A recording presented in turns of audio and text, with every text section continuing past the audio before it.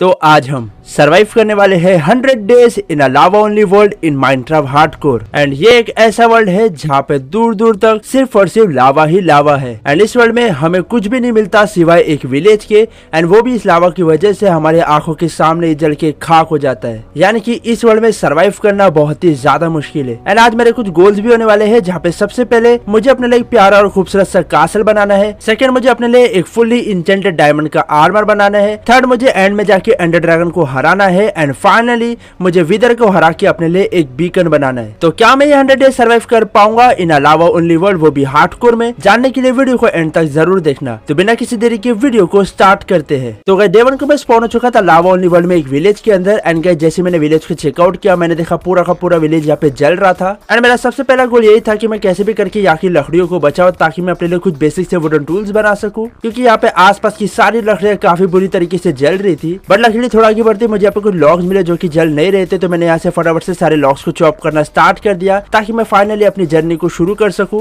And तभी guys मैंने देखा यहाँ पे एक आयरन गोलम जल रहा है। एंड मुझे कैसे भी करके इसकी नीचे वाली आग को बुझाना था, वरना अगर ये मर गया और इसका आयरन इसकी आग में चले गया तो हमारा पूरा गेम यहाँ पे खत्म हो जाएगा, क्योंकि इसके आयरन के बिना हम आगे बढ़ ही नहीं सकते थे। एंड उसके बाद मुझे यहाँ पे थोड़े बहुत और लॉग्स मिली, तो मैंने उनको भी चॉप कर लिया, क्योंकि इस वर्ल्ड में हमें लिटरली लकड़ियों की काफी ज्यादा कमी होने वाली थी। एंड आगे मुझे एक चेस्ट मिली, जिसमें से मुझे कुछ पोटेटोज, एक बुक, कुछ एप्पल्स एंड कुछ ब्रेड मिल गए। एंड आगे मुझे कुछ फार्म दिखे, जहाँ से मैं सारे क्रॉप्स को तोड़ने लग गया, क्योंकि इस वर्ल्ड में हमें खाने की भी काफी ज्यादा कमी होने वाली थी। एंड फ्यूचर में हम हो सकता है अपने लिए फार्म बनाए, जिसके लिए हमें ये सारे क्रॉप्स की जरूरत पड़ सकती थी। एंड उसके बाद एक क्राफ्टिंग टेबल बना के मैंने सबसे पहले अपने लिए वुडन की पिक एक्स और एक वुडन की एक्स बना दिया। एंड उसके बाद पास ही में मुझे यहाँ पे थोड़े बहुत हेबल्स मिल गए, तो मैंने यहाँ से सारे हेबल्स को कलेक्ट कर लिया। एंड तभी गाइस मुझे यहाँ पे काफी सारे जानवर दिख गए, तो मुझे इनको मारना ही पड़ेगा, क्योंकि अगर मैं इनको नहीं मारता हूँ तो ये लावा में जल के ऐसे ही मर जाएंगे। इससे अच्छा तो ये मेरे पेट में चले जाए। बात तो सही है। तो मैं एक एक करके सबको मारने लग गया। आगे थोड़े बहुत विलेज को एक्सप्लोर करने पे यहाँ पे मुझे दो घर में से दो ब्लास्ट फर्नेस मिल गए, तो मैंने दोनों ब्लास्ट फर्नेस को कलेक्ट कर लिया। एंड आगे मुझे यहाँ पे एक और चेस्ट मिली, जिसमें से मुझे काफी सारे एप्पल्स, ब्रेड्स एंड साथ ही काफी सारी सैपलिंग मिल गई। एंड ये सैपलिंग इस वर्ल्ड में अपने लिए काफी ज्यादा इंपॉर्टेंट थे। एंड उसके बाद वेल के पास मुझे यहाँ पे कुछ थोड़े बहुत कोबलस्टोन दिख गए, तो मैंने सारे कोबलस्टोन को माइन करना स्टार्ट कर दिया, ताकि मैं अपने टूल्स को अपग्रेड कर सकूं। एंड उसकी हेल्प से मैंने अपने लिए एक स्टोन की पिक एक्स और एक स्टोन की एक्स बना दिया। एंड तभी गाइस मुझे यहाँ पे टूटा फूटा आयरन गोलम मिल गया, जिनको मारना काफी ज्यादा इंपॉर्टेंट था, तो मैंने उसे पूरी तरीके से तोड़ दिया। एंड 2 हिट में भाई बंदा मर भी गया। एंड उसको मारने पे मुझे यहाँ पे सिर्फ और सिर्फ 3 ही आयरन मिले। भाई काफी मनुष्य आयरन गोलम था। तेरा तो गेम बजाना पड़ेगा। एंड कुछ देर में यहाँ पे रात हो चुकी थी। एंड भाई ये बंदा लिटरली लावा के ऊपर सो रहा था। एंड इस टाइम पे गाइस मेरा मन कर रहा था कि मैं बेड को तोड़ के इसको लावा में स्वाहा कर दूं, बट फिर मैंने सोचा इसको आराम से सोने देते, कल उसको सुबह अपने आप पता चल जाएगा। एंड उसके बाद बेड लगा के मैं भी सीधा चले गया सोने के लिए। एंड गाइस नेक्स्ट डे की सुबह होते ही फाइनली विलेजर उठ चुका था। उसको पता चल चुका था कि वो काफी आराम से लावा के ऊपर सो रहा था, एंड मैं उसको बचाने भी नहीं वाला था। और उसके बाद मैंने फाइनली लावा ओनली वर्ल्ड का सबसे इंपॉर्टेंट हथियार बना लिया, जो कि था एक बकेट, जिसमें हम पानी भर के जो है इधर उधर एक्सप्लोर कर सकते थे, वरना तो इसके बिना भाई अपना काम होने नहीं वाला था। एंड इस विलेज में और कुछ ऐसा ज्यादा खास था नहीं, तो मैं यहाँ से सीधा आगे की तरफ बढ़ने लग गया। एंड मैं लग गया सीधा एक नई विलेज को ढूंढने के लिए। एंड स्पेशली गाइस मुझे कोई ऐसा विलेज चाहिए था जहाँ पे काफी सारे विलेजर हो, ताकि हम फ्यूचर में उनसे ट्रेडिंग करके अपने लिए डायमंड का आर्मर ले सके और भी काफी सारी चीजें ले सके। तो मैं सीधा निकल गया एक विलेज को ढूंढने के लिए। एंड ऐसे चलते चलते गाइस फाइनली यहाँ पे रात हो चुकी थी, और मुझे यहाँ पे एक और एक विलेज नजर आ रहा था। बट भाई मेरे नजदीक पहुंचने से पहले पूरा का पूरा विलेज यहाँ पे जलना स्टार्ट कर चुका था। एंड भाई ये पानी काफी ज्यादा स्लो है, इतना स्लो लेके जा रहा है, इतने देर में तो भाई पूरा का पूरा विलेज जल भी जाएगा। ये भगवान क्या जुल्म है। बट मैं जैसे तैसे करके फाइनली विलेज में पहुंच चुका था। विलेज में पहुंच के मैं जो जो चीजों को बचा सकता था वो सारी चीजें मैं बचाने लग गया। एंड उसके बाद मुझे एक फ्लैशिंग टेबल मिला, तो मैंने वो फ्लैशिंग टेबल ले लिया। एंड भाई मैंने फ्लैशिंग टेबल क्या ले लिया, बंदे ने लिटरली मुझे लावा के अंदर धक्का दे दिया। एंड मैं लिटरली 1.5 आवर पे सर्वाइव कर लिया। भाई साहब ये तो आज मुझे मार ही देता। ये मेरा एरिया है और एरिया में कोई भी इंटरेस्ट नहीं करना। एंड आगे मुझे यहाँ पे एक और चेस्ट मिली, जिसमें से मुझे और भी पोटेटोज एंड सैपलिंग्स मिले। एंड यहाँ पे भी मुझे एक आयरन गोलम मिल गया, जिसको फोड़ के मैंने इससे भी थोड़े बहुत आयरन ले लिए। एंड कैसे ये विलेज भी काफी ज्यादा बेकार था, क्योंकि इस विलेज की भी मैं विलेजर को बचा नहीं पाया था। भाई खुद ही लावा के अंदर जाके गिर जा रहे थे। तो मैंने एक काम किया कि मैं इस विलेज से जितने भी बेड्स को उठा सकता था वो सारे मैं बेड्स को उठाने लग गया, ताकि मैं फ्यूचर में इसकी हेल्प से विलेजर की ब्रीडिंग करवा सकूं। एंड उसके बाद इस विलेज को भी छोड़ के मैं यहाँ से आगे की तरफ बढ़ने लग गया, एक और एक नए विलेज की तलाश में। एंड काफी देर चलने के बाद गाइस फाइनली मुझे यहाँ पे अपना थर्ड विलेज भी मिल चुका था। एंड गाइस ये विलेज मुझे काफी ज्यादा सही लगा, तो अपने फार्म के आजू बाजू मैंने यहाँ पे पानी डाल दिया ताकि अपने फार्म में आग ना लगे। एंड जो विलेजर जल रहे थे मैंने उन सबकी जान बचाई। आगे मुझे यहाँ पे एक चेस्ट मिली जिसमें से मुझे और भी काफी सारे एप्पल्स, पोटेटोज एंड ब्रेड्स मिल गए। एंड आगे मुझे यहाँ पे एक लाइब्रेरियन का घर मिल गया जहाँ से मुझे कुछ बुक शेल्फ मिल गए, तो मैंने बुक शेल्फ को ले लिया। एंड लकड़ी गाइस इस विलेज में जो थोड़े बहुत विलेजर बच चुके थे, तो जो विलेजर ऑलरेडी अपने घर में थे उनको मैंने बाहर से कवर कर दिया। एंड जो विलेजर ऑलरेडी ऐसा खुले में घूम रहे थे उनको मैंने खड्डे में बंद कर दिया ताकि वो इधर उधर जाके लावा में जल ना पाए। एंड तभी गाइस यहाँ पे मुझे एक विलेजर दिखा जो कि काफी खुले आम इधर घूम रहा था। मुझे पता था ये जलने वाला है, बट उसके चक्कर में मैं लावा के अंदर गिर गया। एंड लिटरली गाइस मैं हाफ हार्ट पे बचा। भाई साहब ये विलेजर काफी ज्यादा इरिटेट करते हैं। भारी मिस्टेक हो गया सर। एंड उसके बाद रात हो चुकी थी तो मैं सीधा चले गया सोने के लिए। एंड नेक्स्ट डे की सुबह होते मुझे यहाँ पे एक आयरन गोलम मिल गया जिसको फोड़ के मैंने इससे भी थोड़े बहुत आयरन निकाल लिए। एंड तभी गाइस मैंने देखा जिस विलेजर को हम बचा रहे थे लकीली वो इनके पास अपने आप ही आ गया। एंड उसके बाद गाइस मुझे यहाँ पे घर मिला जहाँ पे आसपास कहीं भी लकड़ियां नहीं थी, यानी कि मैं यहाँ पे आराम से रह सकता था। पूरा का पूरा घर कोबलस्टोन से बना हुआ था, यानी कि हमें यहाँ पे जलने का डर नहीं था। इसलिए यहाँ पे चेस्ट लगा के मेरे पास जितना भी सामान था उसे मैंने चेस्ट में ट्रांसफर कर दिया। एंड तभी गाइस हमारे जलते हुए गाँव में यहाँ पे वेंड्रिन ट्रेडर आया जो की हमें 5 एमराल्ड के बदले डाको की सैपलिंग दे रहा था। एंड मुझे डाको काफी ज्यादा पसंद थे, बट मेरे पास एमराल्ड नहीं थे, तो मैंने एक कंपोस्टर बना दिया ताकि मैं अपने विलेजर को फार्मर बना सकूं। एंड इस विलेज से मुझे थोड़े बहुत हेबल्स मिले थे जिनका वीट बना के मैं अपने फार्मर से ट्रेडिंग करने लग गया। बट भाई साहब उसने मुझे सिर्फ और सिर्फ 2 ही एमराल्ड दिए। बट थोड़े बहुत और छानबीन करके थोड़े बहुत और चीजें कलेक्ट करने के बाद मेरे पास फाइनली 6 एमराल्ड हो चुके थे, जिससे मैंने एक डाको की सैपलिंग ले लिया। और उसके बाद फर्नेस में मेरे पास जितना भी फूड था उसे मैंने कुक करने के लिए रख दिया। एंड जब तक मेरा फूड कुक हो रहा था मैं यहाँ पे अपने लिए कोबलस्टोन जनरेटर बनाने लग गया, क्योंकि इस वर्ल्ड में मुझे काफी सारे फार्म्स बनाने थे। एंड फार्म बनाने के लिए कोबलस्टोन तो हमें लगने वाला था, इसलिए मैंने एक ही साथ में काफी सारे पिकेक्स बना दिया। एंड उसके बाद अपने कोबलस्टोन जनरेटर पे AFK रह के मैंने यहाँ से भर भर के काफी सारे कोबलस्टोन को माइन करना स्टार्ट कर दिया ताकि अपने पास काफी देर तक कोबलस्टोन की कमी ना हो। एंड कई दिन स्पेंड करने के बाद गाइस फाइनली मेरे पास अराउंड 5 से 6 स्टैक ऑफ कोबलस्टोन हो चुके थे, जो कि अभी के लिए मोर देन इनफ थे। एंड अभी हमें जो सबसे पहला फार्म बनाना था वो था एक क्रॉप फार्म एंड साथ ही एक ट्री फार्म। तो क्रॉप फार्म के लिए मेरे पास ऑलरेडी सारे सीड्स थे, कैरेट्स थे, पोटेटोज थे। एंड ट्री फार्म के लिए भी मेरे पास ऑलरेडी सैपलिंग्स थे, बट मुझे सिर्फ और सिर्फ डर्ट की जरूरत थी। तो यहाँ पे ऑब्सिडियन जितने भी बन चुके थे उनके नीचे से मैं यहाँ से सारे डर्ट को कलेक्ट करने लग गया, क्योंकि भाई डर्ट के बिना तो अपने फार्म बन ही नहीं सकते थे। एंड जैसे कि मेरे पास इनफ डर्ट हो चुकी थी जिसकी हेल्प से मैं अपने दोनों फार्म्स को बना सकता था, तो मैंने फटाफट से अपने दोनों फार्म को बनाना स्टार्ट कर दिया।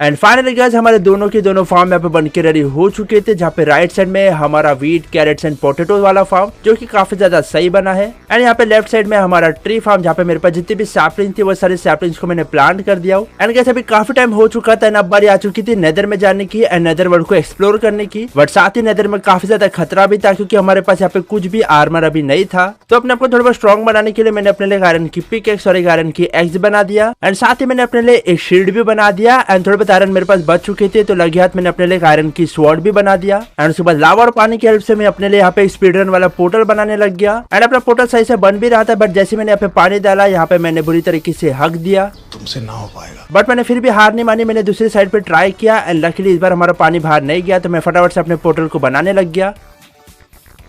एंड फाइनली गाइस हमारा पोर्टल यहाँ पे कंप्लीट हो चुका था। एंड अब बारी आ चुकी थी इसको लाइट अप करने की, बट उसके लिए मेरे पास फ्लिंट एंड स्टील नहीं था। तो मेरे पास सिर्फ और सिर्फ एक ही ऑप्शन था कि लावा की हेल्प से जला के इस पोर्टल को लाइट अप करने का। तो मैंने नीचे की तरफ लावा डाल दिया एंड ऊपर की तरफ यहाँ पे 2 प्लैंक्स लगा दिए, ताकि ये प्लैंक्स जल के जो है हमारे पोर्टल को एक्टिवेट कर दे। और उसके बाद मैं यहाँ पे वेट करने लग गया ताकि हमारा पोर्टल जल्द से जल्द लाइट अप हो सके। एंड काफी देर वेट करने के बाद गाइस फाइनली हमारा पोर्टल यहाँ पे लाइट अप हो चुका था। एंड फाइनली गाइस अब बारी आ चुकी थी नेदर में जाने की, नेदर को एक्सप्लोर करने की। एंड इसमें काफी ज्यादा खतरा भी है, बट आप इस खतरे को कम कर सकते थे मुझे पावर दे के। एंड आप लोग मुझे पावर दे सकते थे अपने चैनल को सब्सक्राइब करके। तो आप लोग फटाफट से चैनल को सब्सक्राइब करके मुझे पावर दे दो। एंड मैं सीधा चलता हूँ नेदर वर्ल्ड के लिए। नेदर में पहुंचते ही गाइस मैंने यहाँ पे बहुत बुरी तरीके से बच गया, क्योंकि यहाँ पे देखो लावा ने यहाँ पे भी हमारा साथ नहीं छोड़ा। पूरा हमारा पोर्टल यहाँ पे लावा से कवर हो चुका है, तो मुझे कैसे भी करके इस लावा को सबसे पहले बंद करना था। तो मैंने सबसे पहले इस लावा की सोर्स को बंद कर दिया। एंड तभी गाइस मैंने देखा कि हम लोग काफी अच्छी जगह पे स्पॉन हुए। हमारे जस्ट सामने यहाँ पे क्रिम्सन फॉरेस्ट था एंड इसके लेफ्ट साइड में यहाँ पे सोल सैंड वाला बायोम था। एंड फिर गाइस मुझे याद आया है कि हम आयरन का आर्मर तो नहीं बना सकते, बट कम से कम नेदर में आके हम गोल्ड का आर्मर तो बना ही सकते। यहाँ से हमें इजीली गोल्ड मिल जाएगा। माना कि गोल्ड का आर्मर काफी ज्यादा नल्ला होता है, बट कम से कम हमें वो थोड़ा सा तो प्रोटेक्ट करेगा ही। तो मैं ऐसे एक एक करके सारे गोल्ड के नगेट्स को माइन करने लग गया ताकि मैं अपने लिए फुल्ली गोल्ड का आर्मर बना सकूं।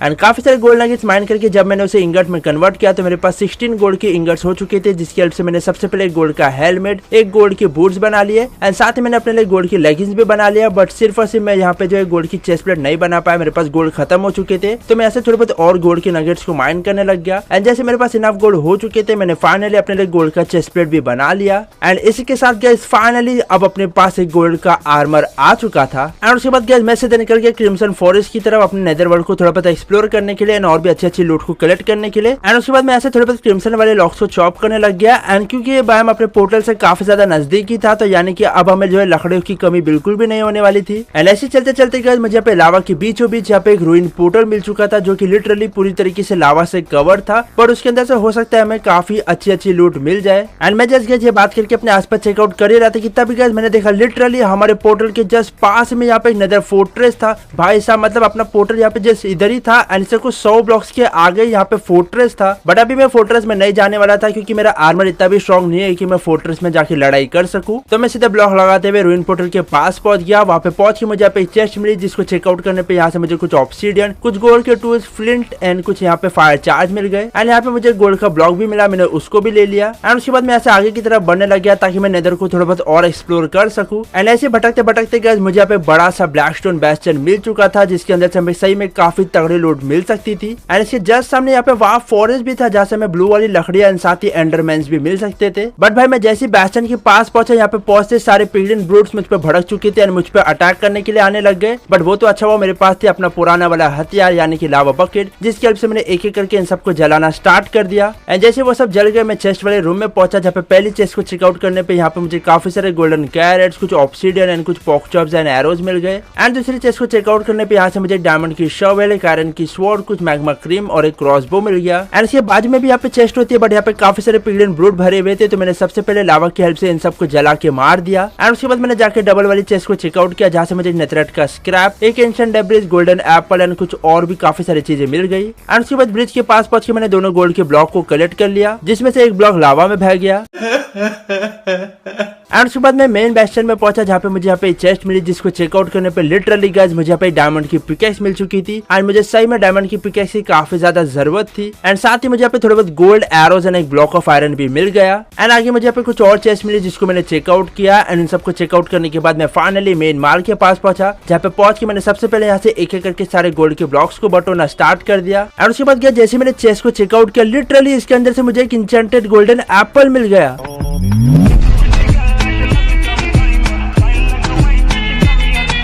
एंड साथ ही मुझे यहाँ पे एंशिएंट डेब्रिज, नेथरेट की स्क्रैप और भी काफी सारे गोल्ड के ब्लॉक, डायमंड के बूट्स एंड और भी ऐसी काफी सारी चीजें मिल गई, जिसे मैंने फटाफट से कलेक्ट कर लिया। एंड उसके बाद मुझे यहाँ पे एक जगह पे काफी सारे पिगलिन्स दिख रहे थे, जिनसे मैं ट्रेडिंग कर सकता था। तो मेरे पास जितने भी गोल्ड के ब्लॉक्स थे, उन सबका इंगट बना के मैं इन सबको देने लग गया, ताकि लोग ट्रेड करके मुझे और भी काफी अच्छी काम की चीजें दे सके। एंड फाइनली गाइस काफी देर वेट करने के बाद इनकी ट्रेड यहाँ पे खत्म हो चुकी थी। एंड इन्होंने मुझे करीब कुछ इतना सारा सामान दे दिया था, जिसमें मुझे काफी सारे एंडरपोल्स मिले, काफी सारे पोशंस एंड एरोज मिले, लेदर मिले और भी काफी सारी चीजें मिल गई, जो कि मेरे लिए इस वर्ल्ड में काफी ज्यादा इंपॉर्टेंट थी। तो इन सारी लूट को कलेक्ट करके फाइनली अपने पोर्टल के जरिए मैं सीधा निकल गया ओवरवर्ल्ड के लिए। ओवरवर्ल्ड पहुंच के मैंने सबसे पहले मेरे पास जितना भी सामान था उसे मैंने चेस्ट में ट्रांसफर कर दिया। और उसके बाद मैं यहाँ पे एक एक करके सारे विलेजर को जो है खड्डे से बाहर निकल के बोट में बिठा रहा था और उन्हें शिफ्ट कर रहा था एक नए वाले घर में, क्योंकि अब मैं बनाने वाला था एक आयरन फार्म, जिसको बनाने के लिए मुझे जो है टोटल 12 विलेजर की जरूरत थी, जिसके लिए मुझे इन सब की ब्रीडिंग करवाने की जरूरत थी। तो मैंने यहाँ पे एक एक करके सारे विलेजर को यहाँ पे लेके आ गया। एंड इस एरिया में ये लोग आराम से ब्रीडिंग कर भी देंगे एंड अपना आयरन फार्म इजीली बन भी जाएगा। बट ब्रीडिंग करवाने के लिए मुझे ब्रेड्स, कैरेट्स एंड पोटैटोज की जरूरत थी। एंड मेरे क्रॉप्स यहाँ पे अभी तक ग्रो नहीं हुए थे, इसलिए मेरे पास जितने भी बोन के ब्लॉक्स थे उन सबका बोन मिल बना के मैं यहाँ पे अपने सारे क्रॉप्स को ग्रो करने लग गया, ताकि इसकी हेल्प से मैं इजीली इन सारे विलेजर की ब्रीडिंग करवा सकूं। तो मैंने फटाफट से अपने सारे क्रॉप्स को ग्रो करके उन्हें फटाफट से हार्वेस्ट कर लिया। एंड उनसे मुझे जो भी सीड्स मिली मैंने उसे वापस से रिप्लांट भी कर दिया, ताकि अपने को आगे चल के और भी क्रॉप्स मिलते रहे।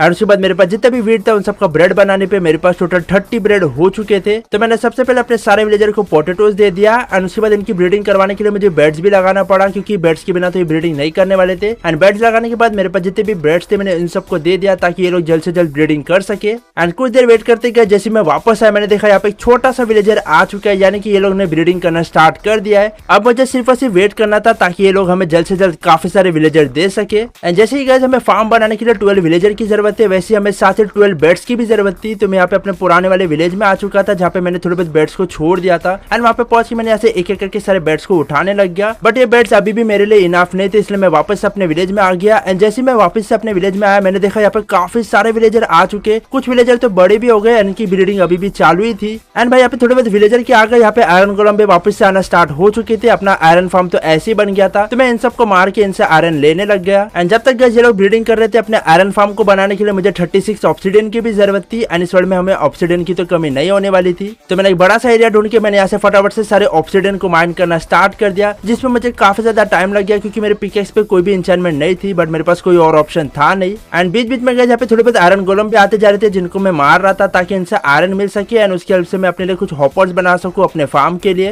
एंड अपने आयरन फार्म को बनाने के लिए मुझे थोड़ी बहुत कोबलस्टोन की भी जरूरत थी, तो मैं यहाँ पे अपने कोबलस्टोन फार्म पे AFK रहने लग गया। एंड मैंने यहाँ से भर भर के काफी सारे कोबलस्टोन को माइन कर लिया। एंड गाइस अब हमारे विलेजर की यहाँ पे काफी अच्छी प्रोग्रेस हो चुकी थी, यहाँ पे काफी सारे विलेजर आ चुके थे। अब बस मुझे वेट करना था थोड़े बहुत और विलेजर का। तो मेरे पास जितने भी कैरेट्स थे, ब्रेड्स थे, मैं इन सबको देने लग गया। एंड क्योंकि अब हमारे पास ज्यादा विलेजर थे तो ये लोग जल्दी ब्रीडिंग कर रहे थे एंड हमें कुछ ही टाइम में ज्यादा विलेजर दे रहे थे। एंड मैं जस्ट अपने विलेज में घूम ही रहा था कि तभी मैंने देखा हमारे विलेज के जस्ट सामने यहाँ पे एक और एक नया विलेज था जिसको हमने अभी तक चेकआउट नहीं किया था। तो मुझे बेड्स की तो जरूरत थी एंड मुझे विलेज से बेड्स इजीली मिल जाएगा, इसलिए बिना देरी करते हुए मैं इस वाले विलेज के लिए रास्ता बनाने लग गया। एंड इस विलेज में भी पहुंच गया, मैंने यहाँ से जितने भी लॉग्स बच चुके थे उन सारे लॉग्स को चॉप कर लिया। यहाँ पे जितने भी क्रॉप्स थे उन सारे क्रॉप्स को भी कलेक्ट कर लिया। मैंने यहाँ पे कुछ चेस्ट को चेकआउट किया जिसमें से मुझे कुछ ब्रेड्स, एप्पल्स एंड कुछ पोटेटोज मिल गए। साथ ही मैंने विलेज से जितने भी बर्ड्स थे उन सारे बर्ड्स को उठा लिए एंड जो विलेज बच चुके थे उन्हें मैंने एक एक करके बोट में बिठा दिया ताकि ये लोग जले ना और अपने को फ्यूचर में काम आ सके। एंड गाइस फिर मुझे याद आया कि अपने आयरन फार्म को बनाने के बाद हमें वहाँ पे अपने विलेजर को भी शिफ्ट करना पड़ेगा, जिसके लिए हमें रेल की जरूरत होगी और हमारे पास इतने रेल तो है ही नहीं। तो मैंने यहाँ पे बना दिया था एक रेल डुप्लीकेटर जिसकी हेल्प से हम इजीली किसी भी रेल को डुप्लीकेट करके अनलिमिटेड रेल में कन्वर्ट कर सकते थे। एंड गाइस अब अपने पास जरा से भी रेल की कमी नहीं होने वाली थी, अब अपने पास अनलिमिटेड रेल थे। एंड साथ ही ये सारे रेल हमें डायरेक्टली होम डिलीवरी हो रहे थे, हमारे खिड़की से डायरेक्टली हमारे रेल सारे इन्वेंट्री में आ जा रहे थे।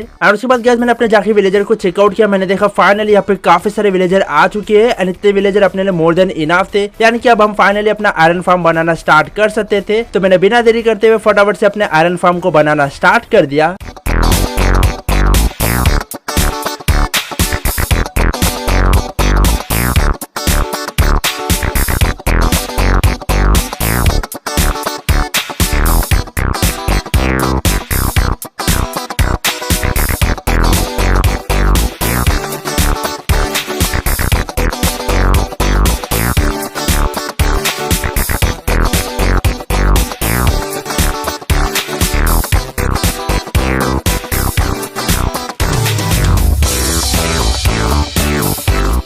एंड कुछ देर AFK रहते गए, जैसे मैंने अपने आयरन फार्म की चेस्ट को जाके चेकआउट किया मैंने देखा लिटरली भाई यहाँ पे काफी सारे आयरन आ चुके थे, यानी कि हमारा फार्म काफी अच्छे से काम कर रहा था। कुछ टाइम में यहाँ पे 5 टैक ऑफ आयरन आ चुके थे। तो अपने घर पहुंच के मैंने बिना देरी करते हुए सबसे पहले अपने लिए एक फुल्ली आयरन का आर्मर बना लिया। एंड फाइनली गाइस अब अपने पास एक फुल्ली आयरन का आर्मर भी आ चुका था। एंड गाइस अब बारी आ चुकी थी फोर्ट्रेस जाके ब्लेज रॉड एंड साथ ही विदर स्कल कलेक्ट करके लाने की। तो मैं सीधा निकल गया अपने पोर्टल के जरिए नेदर में। एंड क्योंकि फोर्ट्रेस हमारे पोर्टल के काफी ज्यादा पास था तो हमें फोर्ट्रेस ढूंढना भी नहीं पड़ा। एंड मैं साथ ही क्या लूटिंग 3 वाले आयरन के स्वॉर्ड भी लेके आया था जो कि शायद से मुझे बैस्टन से मिली थी। इसकी हेल्प से हम विदर स्केलेटन के स्कल को कलेक्ट करने वाले थे। आगे मुझे एक चेस्ट मिली जिसमें से मुझे गोल्ड की चेस्ट प्लेट और गोल्ड की स्वॉर्ड मिल गई। एंड आगे एक और चेस्ट को चेकआउट करने पे यहाँ से मुझे कुछ नेदर वॉट मिल गए। एंड आगे गाइस मुझे एक और चेस्ट मिली जिसमें से गाइस मुझे अपने वर्ल्ड का पहला डायमंड यहाँ पे मिल चुका था। एंड थोड़ी देर घूमते गए फाइनली मुझे यहाँ पे ब्लेज का स्पॉनर मिल चुका था, जहाँ पे पहुंच के अपने लूटिंग 3 वाली स्वॉर्ड की हेल्प से मैंने एक एक करके सारे ब्लेजेस को मारना स्टार्ट कर दिया ताकि इनकी हेल्प से मुझे इजीली इनफ ब्लेज रॉड मिल सके। एंड ऐसी कुटाई करते करते गए मेरे पास टोटल 23 ब्लेज रॉड हो चुके थे जो कि मोर देन इनफ थे। एंड अब बारी आ चुकी थी विदर स्केलेटन के खोपड़े निकाल के विदर स्कल कलेक्ट करने की। तो मैंने निकाला अपने लूटिंग 3 वाली स्वॉर्ड और उसकी हेल्प से मैंने एक एक करके सारे स्केलेटन को मारना स्टार्ट कर दिया इनके स्कल के लिए। एंड भाई साहब फाइनली गाइस काफी देर की कुटाई करने के बाद मुझे अपना पहला स्कल यहाँ पे मिल चुका था। और उसके बाद मैं लग गया था बाकी के स्कल को कलेक्ट करने के लिए।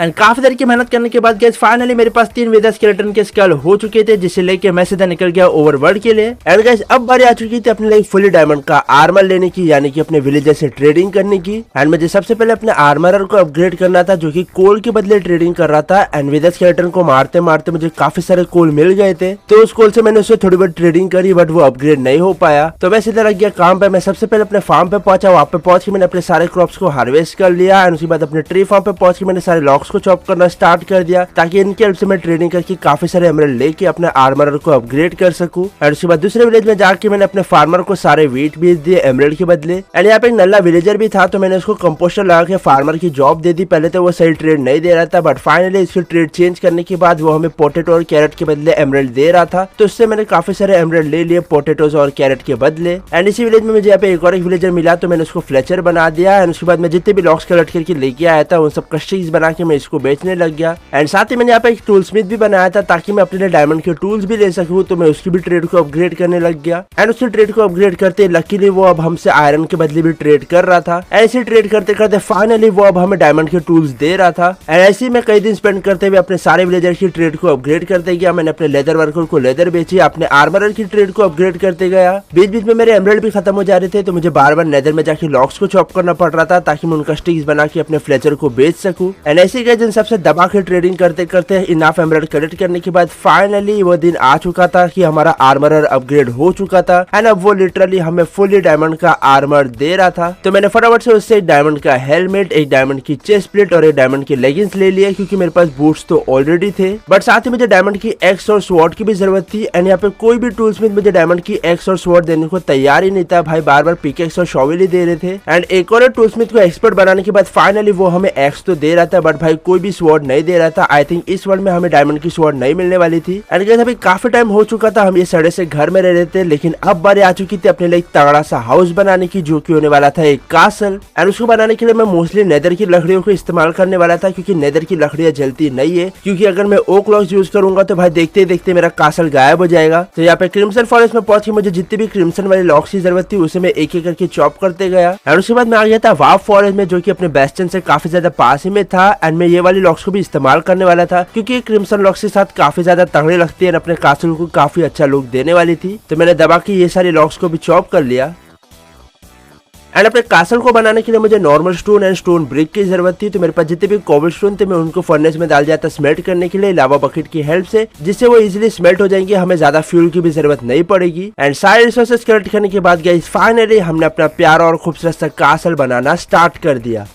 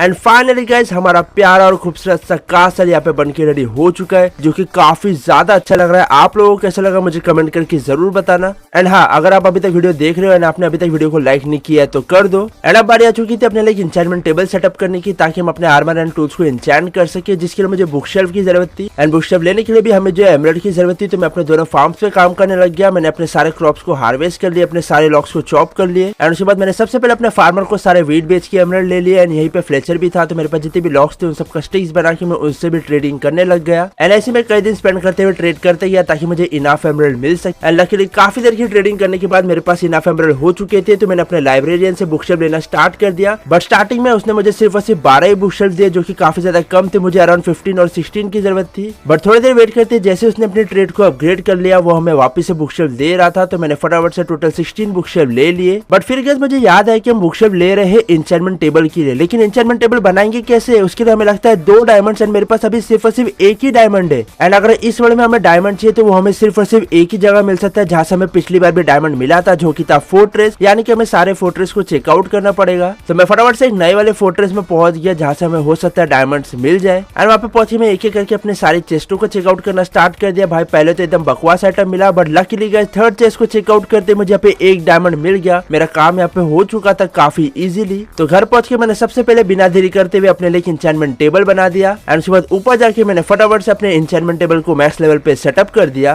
एंड उसके बाद मैं अपने क्लरिक वाले बंदे से लैपिस लैजुली लेने लग गया, बट उसने मुझे सिर्फ और सिर्फ 12 लैपिस लैजुली दिया, जिससे मैं अपने सिर्फ और सिर्फ आर्मर को एन्चेंट कर सकता था। तो मैंने सबसे पहले अपने पूरे आर्मर को डिसएन्चेंट करके एक एक करके एन्चेंट करना स्टार्ट कर दिया। एंड लकीली इस पे मुझे काफी डिसेंट सी एन्चेंटमेंट मिल गई, जिससे हमारा काम इजीली चल जाए। एंड थोड़ी देर बाद जैसे मैं अपने क्लरिक के पास आया, लकीली उसने अपने लैपिस लैजुली वाली ट्रेड को अनलॉक कर दिया था, तो उससे मैंने और भी लैपिस लैजुली ले लिया। लेकिन अभी एन्चेंटिंग करने के लिए मेरे पास एक्सपीस खत्म हो गई थी, तो मैं आ गया था नेदर में कॉर्ड्स को माइन करके एक्सपीस करने के लिए, ताकि मैं अपने बचे हुए टूल्स को जो एन्चेंट कर सकूं। एंड उसके बाद मैंने सबसे पहले अपनी बो को एन्चेंट किया, जिसपे मुझे पावर 4 मिल गया। एंड उसके बाद मैंने अपनी पिकेक्स को एन्चेंट किया, जिसपे मुझे काफी बेकार सी एन्चेंटमेंट मिल गई। एंड अपने बाकी के टूल्स पे मुझे काफी डिसेंट सी एन्चेंटमेंट मिल चुकी थी, इसलिए मैंने अपने पिकेक्स को डिसएन्चेंट करके वापस से एन्चेंट करने का ट्राई किया। एंड इस बार मुझे उस पर काफी ठीक ठाक सी एन्चेंटमेंट मिल चुकी थी। एंड के साथ ही हमें जो बेस्टन से 3 एंशिएंट डेब्रिस एंड साथ ही 2 नेथरेट के स्क्रैप भी मिले थे, जिसकी हेल्प से हम इजीली एक अपने टूल्स को नेथरेट में कन्वर्ट कर सकते थे। तो मैंने फटाफट से एक नेथरेट का इंगट बना दिया। एंड उसकी हेल्प से मैंने अपने डायमंड की पिकेक्स को नेथरेट में कन्वर्ट कर दिया। एंड क्योंकि गाइस जब अपने पास डायमंड की स्वॉर्ड नहीं थी, तो हमें आयरन की स्वॉर्ड से काम चलाना पड़ेगा। एंड इस पे शार्पनेस 5 लगी हुई थी, तो मैंने इसी को रिपेयर कर लिया। एंड इसी के साथ गाइस फाइनली हमारा पूरा का पूरा डायमंड का आर्मर एंड टूल्स यहाँ पे एन्चेंट होके रेडी हो चुके थे। एंड अब फाइनली बारी आ चुकी थी एंडर ड्रैगन की मुंडी उड़ाने की। एंड उसके बाद मैंने अपने फार्मर से थोड़ा बहुत खाना ले लिया। एंड मेरे पास जितने भी ब्लेज रॉड थे उन सबका ब्लेज पाउडर बना के मैंने काफी सारे आई फेंडर बना दिए। एंड जैसे मैंने आई फेंडर को फेंका, मुझे पता चला कि हमारा जो आई फेंडर जा रहा है अपने ट्री फार्म के पीछे, यानी कि हमारा स्ट्रॉन्ग होल्ड इसी साइड होना चाहिए। तो बिना देरी करते हुए मैं सीधा निकल गया स्ट्रॉन्ग होल्ड को ढूंढने के लिए। एंड भाई स्ट्रॉन्ग होल्ड को ढूंढते ढूंढते मेरी हालत खराब हो गई। ये पानी डालते डालते चलते जाना भाई काफी ज्यादा बोरिंग एंड काफी ज्यादा स्लो काम था। बट फाइनली काफी देर चलने के बाद मुझे मेरे जस्ट सामने यहाँ पे विलेज दिखा। एंड उसके जस्ट ऊपर यहाँ पे ओपन में स्ट्रॉन्ग होल्ड था, तो मैं फटाफट से स्ट्रॉन्ग होल्ड के पास पहुंच गया। एंड उसके बाद ब्लॉक लगाते हुए मैं सीधा पहुंच चुका था स्ट्रॉन्ग होल्ड के अंदर। एंड क्योंकि ये ओपन स्ट्रॉन्ग होल्ड था, तो मुझे इजीली यहाँ पे एंड पोर्टल मिल चुका था, जहाँ पे पहुंच के मैंने स्पॉनर को तोड़ दिया। एंड उसके बाद एक एक करके सारे आई फेंडर को मैंने लगा दिया। बट तभी शायद से मैंने गलती से एक आई फेंडर को जो है फेंक दिया, जिस वजह से मेरे पास एक आई फेंडर की कमी हो चुकी थी। बट अच्छा वो मेरे पास 2 एंडर पेल एक्स्ट्रा ऑलरेडी थे, तो उसकी हेल्प से मैंने एक और एक आई फेंडर को लगा के अपने पोर्टल को एक्टिवेट कर दिया। सो गाइस फटाफट से जाके चैनल को सब्सक्राइब कर दो। अब सीधा चलते हैं एंडर ड्रैगन को हराने के लिए। एंड में पहुंच गया, मैंने हमेशा की तरह बिना देरी करते हुए एक एक करके सारे एंड क्रिस्टल को फोड़ना स्टार्ट कर दिया।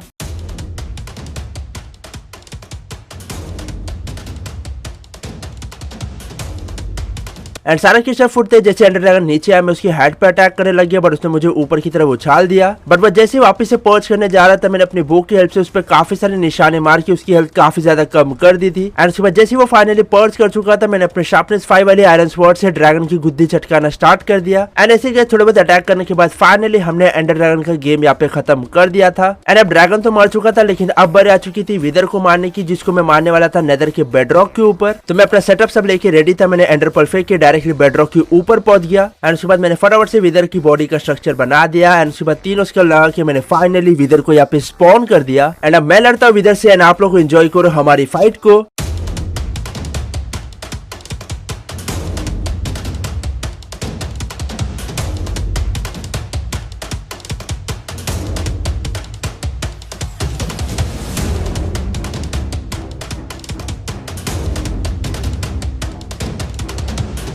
एंड फाइनली गाइस हमने विदर का गेम यहाँ पे खत्म कर दिया था। लिटरली मैं सिर्फ और सिर्फ हाफ हार्ट पे बचा था, अगर वो बच जाता और मुझे छू लेता था भाई अपना हार्ट कोर तो देरी खत्म हो जाता। विदर को हराना इतना मुश्किल नहीं है, बट क्योंकि मेरे पास आयरन की स्वॉर्ड है जिसकी वजह से थोड़ी सी प्रॉब्लम हो चुकी थी, बट फाइनली हमने विदर को हरा दिया था। एंड मैं साथ ही अपने लिए कुछ ऑब्सिडियन भी लेके आया था जिसकी हेल्प से मैं यहाँ पे अपने लिए एक पोर्टल बना लिया और उसकी हेल्प से मैं सीधा निकल गया ओवरवर्ल्ड के लिए। एंड गाइस मैं साथ ही स्ट्रॉन्गहोल्ड से थोड़ी बहुत बुक्स भी कलेक्ट करके लेके आया था जिसको अपने लाइब्रेरियन को बेच के मैंने उसकी ट्रेड को अपग्रेड कर दिया। एंड अब वो हमें जो एक ग्रास भी दे रहा था तो उससे थोड़े बहुत ग्रास लेके मैंने फाइनली अपने लिए एक बीकन बना लिया। लेकिन अभी हमें इसको जो एक्टिवेट भी तो करना था जिसके लिए हमें ब्लॉक्स की जरूरत थी, तो मैं सीधा आ गया था अपने आयरन फार्म के पास AFK होने के लिए काफी दिनों तक, ताकि मैं अपने लिए एक बड़ा सा बीकन बना सकूं। एंड कई दिनों तक AFK रहने के बाद जब मैंने अपने आयरन फार्म की चेस्ट को जाके चेकआउट किया, भाई साहब यहाँ पे काफी सारा आयरन आ चुका था जो कि आई थिंक अपना बीकन बनाने के लिए अभी मोर देन इनफ था। तो मैंने सारे आयरन को फटाफट से ले लिया एंड उसके बाद घर पहुंच के मैंने सारे आयरन के इंगट्स को ब्लॉक्स में कन्वर्ट कर दिया। एंड जैसे मेरे पास इनफ ब्लॉक्स हो चुके थे मैंने फटाफट से अपने लिए यहाँ पे आयरन का बीकन बनाना स्टार्ट कर दिया। एंड पूरे आयरन ब्लॉक की लेयर कंप्लीट करने के बाद मैंने बीच में बीकन लगा दिया। एंड थोड़ा देर वेट करते ही फाइनली हमारा बीकन यहाँ पे एक्टिवेट हो चुका था। एंड देखते देखते गाइस हमारे 100 डेज भी यहाँ पे कंप्लीट हो चुके थे। सो उम्मीद करते गाइस आज की वीडियो आपको पसंद आई होगी। पसंद आई हो तो इसे लाइक कीजिए, शेयर कीजिए, चैनल पे नहीं आया चैनल को सब्सक्राइब कर देना, इंस्टाग्राम पर फॉलो नहीं किया तो कर लेना, लिंक आपको डिस्क्रिप्शन में मिल जाएगी। इस वीडियो पर गाइस मैं एम करता हूँ 8000 लाइक्स का। आजकल गाइस आप लोग वीडियो को लाइक नहीं कर रहे एंड साथ ही गाइस यूट्यूब भी हमारी वीडियो को अपने गोल्डन गेमिंग की आर्मी तक नहीं पहुंचा रहा है। तो जो भी गोल्डन गेमिंग की आर्मी ये वीडियो देख रही है फटाफट जाके वीडियो को लाइक करो, शेयर करो, कमेंट करो, इस वीडियो पे थोड़ा सा प्यार दिखाओ ताकि ये वीडियो और भी लोगों तक पहुंच सके। एंड गाइस अब तक आपने जो कुछ भी दिया उन सब के लिए थैंक यू। इसी तरह अपना प्यार बनाए रखना। सो मिलते हैं अगली वीडियो में। Till then good bye.